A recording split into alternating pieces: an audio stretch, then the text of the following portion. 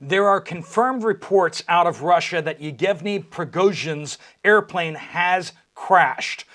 This is the head of the Russian mercenary army of the Wagner Group, and a very big controversial character over there. Just outside Moscow, his plane apparently crashed, and we are hearing from RT News out there that Yevgeny Prigozhin was apparently on the plane.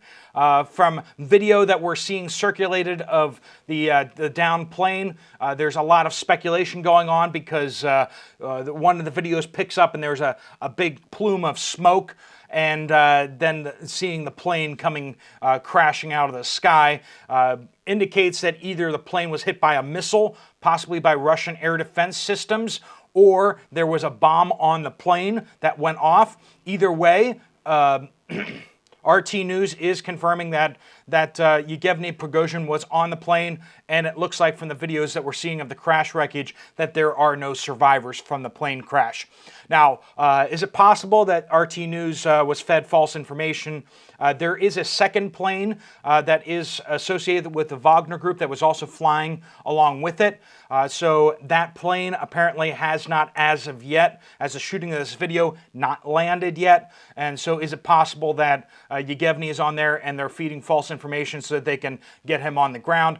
I don't know, but we do know that Yevgeny Prigozhin was actually in Moscow. Remember, he was banished after the big insurrection to Belarus, but somehow he's in Moscow again. Now, this is all happening hours after Moscow and Putin fired the commander-in-chief of the Russian aerospace forces. So just a few hours after General Armageddon was fired, some sources are saying that he resigned, but we all know that that's basically, he was asked for his resignation, almost assuredly. This is General Sergei Surovikin. He, also known as General Armageddon, was one of the main architects of the Ukrainian war. And so he was just fired from his position. First news came out late Tuesday night about that, but it wasn't really confirmed until this morning. And then that was one of the main asks of the Wagner Group insurrection, was that a whole bunch of these generals over them needed to be fired because they're corrupt, they were withholding ammunition, they're withholding air support and everything else from the Wagner Group. And the Wagner Group insurrection was kind of instigated by an attack by the Russian Air Force on one of the camps of the Wagner Group. So who would have potentially ordered that? Possibly the commander-in-chief of the Russian aerospace forces. So he's fired, and then just hours later, Yevgeny Prigozhin's plane explodes in midair, just outside Moscow. He was flying to St. Petersburg, apparently, but you know, was it a bomb on the plane? Was it a missile from the Russian air defense system that shot him out of the sky? We don't know. We will find that out. Well, we may never know, actually. It may just turn into speculation from this point forward. But those data points we do have. Was this, I mean, it's not a question of whether Yevgeny Prigozhin was murdered. It's kind of more of a question of who murdered him. Was it Putin? Because by firing some of these chief generals, a few other generals have been fired relatively recently, quietly one by one kind of thing. Is Putin doing this to save face? So that it doesn't look like he kowtowed to the Wagner Group's demands.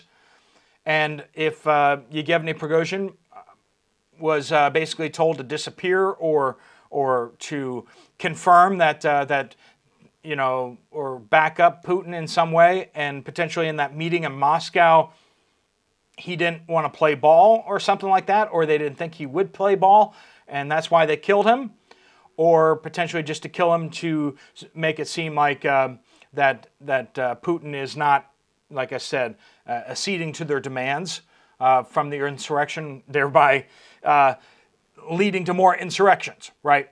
So that, or was this in retribution for the firing of General Armageddon? Were forces that were loyal to him the ones who actually shot down Yevgeny Prigozhin as retribution for this? That's possible too. Or is this a Ukrainian-United States revenge on Yevgeny Prigozhin for just being the head of Wagner Group, and they had an opportunity and they assassinated him?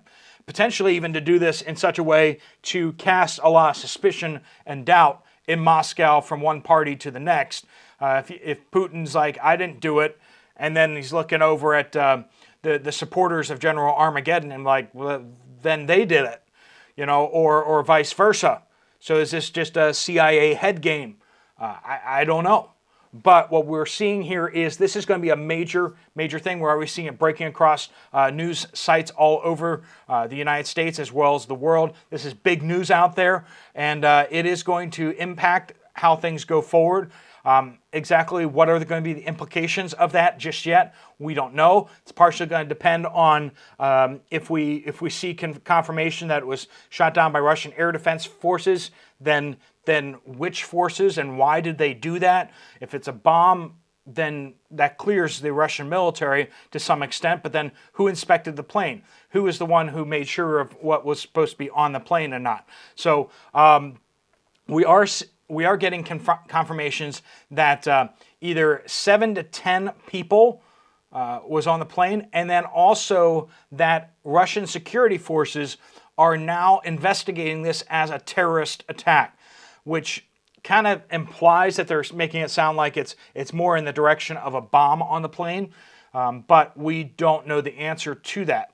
So we're going to see confirmation whether Yevgeny Prigozhin is indeed dead. We're also going to see confirmation soon as to whether it was a missile or a bomb, or we may not get any of that information given how the Russian security state is with information. They don't like giving it out for anything. Let us know down in the comments what you think is happening, what exactly is going down. Was this Putin? Was this General Armageddon? Is this all one big feint again? The whole thing about Yevgeny Prigozhin being kicked out of the country and sent to Belarus, and then suddenly, poof, there he is, like running all over the world, and then suddenly he's in Moscow again. Like that makes it seem like it was potentially a lot of misdirection. What exactly is going on in Russia these days? Most of us are still trying to figure out what's going on. How much of it is deception?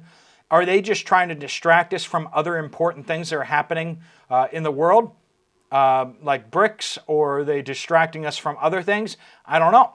Let us know what you guys are thinking. If you want to check out another video from this channel, there's one right up here. If you want to check out Genesis Gold Group and Jonathan and his team and find out some more information about how you can get your retirement funds out of stocks and bonds over into something more stable like gold, silver, or platinum coins, you can click on that link right there to get some more information from them.